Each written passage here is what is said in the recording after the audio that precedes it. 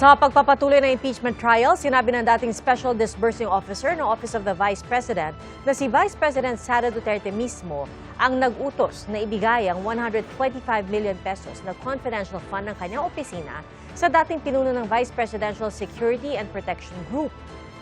Saksi si Sandra Aguinaldo. Ang iniharap ngayon ng prosecution, si Gina Acosta mula sa tanggapan ni Vice President Sara Duterte. Antemano, sinabi agad na ipiniresenta siya bilang hostile witness dahil boss pa rin niya si Duterte at meron daw itong counter affidavit na pinagtatanggol ang bise kaugnay sa confidential fund. Tumutol dito ang depensa pero diniklara pa rin ng presiding officer na hostile witness si Acosta. Sino po ang boss niyo sa Office of the Vice President? Si Vice President Sara Duterte. So pag na-impeach si VP Sara o matanggal siya, wala na rin po kayong trabaho doon? Wala na po akong trabaho sa OVP. Ang epekto ng pagiging hostile witness, pwede siyang tanungin ng leading questions o yung mga tanong na naglalaman ng impormasyon na gusto ng prosecution na kumpirmahin ni Acosta. Ang pagsagot ni Acosta sa mga tanong may halong Bisaya, kaya nagtatagal dahil kailangan pa itong isalin sa Ingles o Pilipino. Kaduhami naghimo o accomplishment report, Your Honor. 2 beses po kayo gumawa ng accomplishment report, Ma'am Gina? Ang kaning gihatag sa ako, Your Honor, mao ni ang una nga gihimo, Your Honor. Yung unang accomplishment report. Pero tumayo si Senator Judge Erwin Tulfo para tanungin, bakit noong humarap ito sa pagdinig sa Kamara noong November 2024, nakakasagot naman daw ito ng Tagalog o Ingles? Hawak niya ang transcript ng testimonya noon ni Acosta. Well, what is this? I mean, mabuti po sana pati yung discretionary, and she's a government official, she doesn't know what discretionary means is. I mean, what it means? Dito po, sumasagot naman po siya. English, Tagalog, tama na po itong panluloko sa atin. Matapos nito, nabawasan ang pagsasalita sa Bisaya ni Acosta. Tinanong siya ng prosecution tungkol sa pag-withdraw niya ng 125 million pesos in cash sa Land Bank noong December 2022.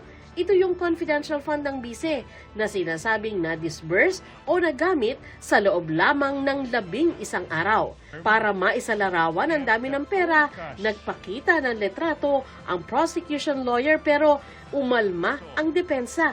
May we just ask as to the source of the photo and how it was generated and produced? Because we don't have 125 million pesos in cold cash. So we had to resort to technology.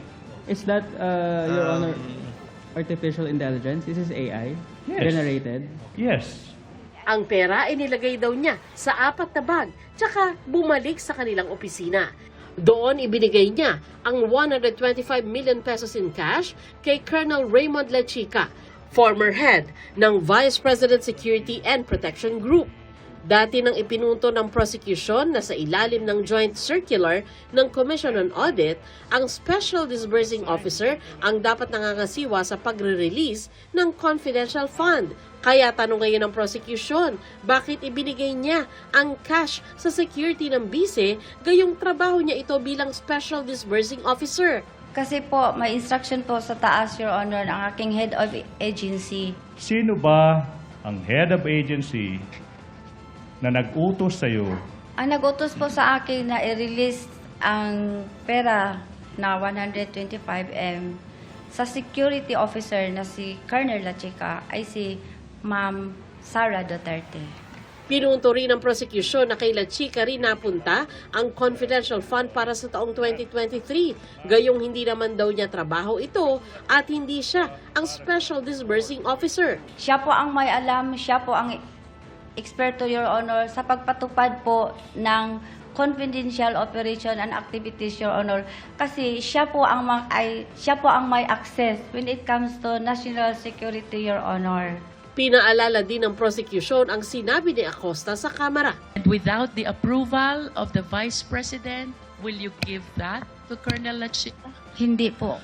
Lumabas din sa pagtatanong na ang inihandang plano para sa pagkakagastusan ng confidential fund ay walang detalye kundi blanket program lamang. Sabi ni Acosta, lumalabas na ang detalye ng paggamit ng pera kapag ibinigay na nila Chica kung saan ginamit ito. Yung paglilista, pagdidetalye ng expenditures, opo, di ba trabaho nyo rin po yan as SDO/Project Accountable Officer? Ang pagsulat po ako, pero ang mga expenses po, kung unsa ang gamiton, kay Sir, kay Security Chica. Officer po. Kasi siya po ang mag-implement ng various confidential operation activities. Kay siya po ang eksperto dito sa ground, Your Honor. Kinumpirma rin ni Acosta na sa mga dokumentong isinumite sa Commission on Audit para i-liquidate ang milyong-milyong pisong confidential fund, wala ang pangalan nila Chica sa kabila ng papel niya sa paggamit ng confidential fund. Sa lahat ng mga dokumento isinumite nyo sa COA, nakasaad ba dyan yung pangalan ni Colonel La Chica? Wala. Ako si Sandra Aguinaldo, ang inyong saksi. Kinwestiyon na ilang mababatas ang request ng administrasyon na pondohan muli sa 2027 ang mga flood control project. Sa pagsisimula po yan ang pagdinig ng House Committee on Appropriations sa mahigit 7 trilyong pisong panukalang pambansang budget sa susunod na taon. Saksi si Jonathan Andal. Ang tanong ni ACT Teachers Party List Representative Antonio Tino, bakit ibinalik na ang pondo sa flood control sa susunod na taon na aabot sa 107.4 billion pesos? Pangamba ni Tino, baka dahil dito magkaroon na naman ng insertion sa budget para bigyan kalaunan ng flood control funds ang mga distrito na zero ang pondo ngayon. Ang pinagtataka pa niya, bakit lagpas kalahati lang ng 197 DPWH district offices ang may pondo sa flood control. 84 ang wala raw alokasyon, kabilang ang Davao Region. Ayan, kita nyo may blanco doon sa Region 11. No? Nagtataka kami. Kasi binabaha naman sa Davao, alam natin, pero wala. Okay. Bakit po ganon? Sabi ni Acting Budget Secretary Kim Robert De Leon, kung wala pong proposal na ipinadala from DPWH ay wala rin po kaming i-evaluate. hinihingan namin ng pahayagan DPWH. Pero sinabi rin ni De Leon na tinitingnan rin nila ang kahandaan ng pagpapatupad ng proyekto at pagsigurong hindi mauulit ang mga ghost flood control projects. Gayon din po yung tamang geotagging dahil dito po nakabatay yung ating layunin na masiguro na maiwasan o mawala po yung posibilidad na maging mga ghost projects muli po yung mga proyektong nakasaad po sa NEPS. Tinanong din ng DBM tungkol sa isiniwalat ni dating DPWH Secretary Manuel Bonoan na leadership fund na inilalaan para sa mga mambabatas para sa kanilang mga priority projects. Meron po ba ang leadership fund dito sa budget na ito? Wala po. May mga kongresista ring nabahala nang malamang kasama sa budget ang pambayad sa interes ng utang ng Pilipinas na abot sa 1.1 trillion pesos. Mas mataas pa sa pondo ng DepEd na 976 billion pesos. Mas mataas ng interest payment natin sa basic education. Samantala, nagkasagutan ng hingin ni Navotas Representative Toby Tiangco na busisiin rin sa committee hearing ang budget ng House of Representatives, gaya ng ginagawa sa budget ng mga ahensya ng gobyerno. Punto niya, ngayong 2026, 17 billion pesos lang ang panukalang budget ng Kamara, pero naging 27 billion pesos nang maisabatas ang budget. Ako si Jonathan Andal, ang inyong saksi. Sa loob lang po ng 9 na oras, 202 millimeters ng ulan ang bumuhos sa Quezon City mula alas 8 po ng umaga hanggang alas 5 ng hapon. Ayon po yan sa Pag-asa. 35% po yan ang karaniwang pag-ulan sa buong Agosto. At ayon pa sa Pag-asa, may tsansa maging bagyo sa mga susunod na araw ang low pressure area na yan na binabantayan sa silangan ng Luzon.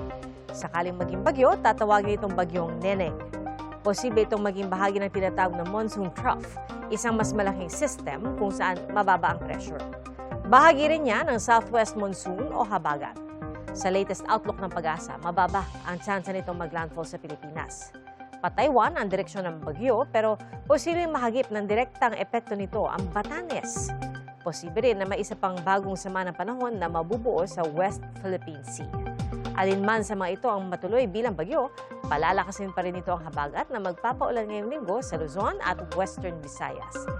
Base sa datos ng Metro Weather, umaga bukas may tsansa na ng ulan sa Ilocos Region kasama ang Pangasinan at La Union, pati na sa Zambales, Bataan at iba pang bahagi ng Central Luzon, Metro Manila, Calabarzon, Mindoro Provinces at Bicol Region. Pagsapit ng hapon, halos buong Luzon na ang uulanin. Sa Metro Manila, halos buong araw ulit ang tsansa ng ulan bukas. Sa Visayas at Mindanao, concentrated ang pag-ulan sa Western Visayas kasama na ang Negros Island Region. May kalat-kalat din pag-ulan sa Samar at Leyte Provinces. Ganyan din sa hapon pero meron na ring ulan sa Zamboanga Peninsula, Northern Mindanao at Caraga.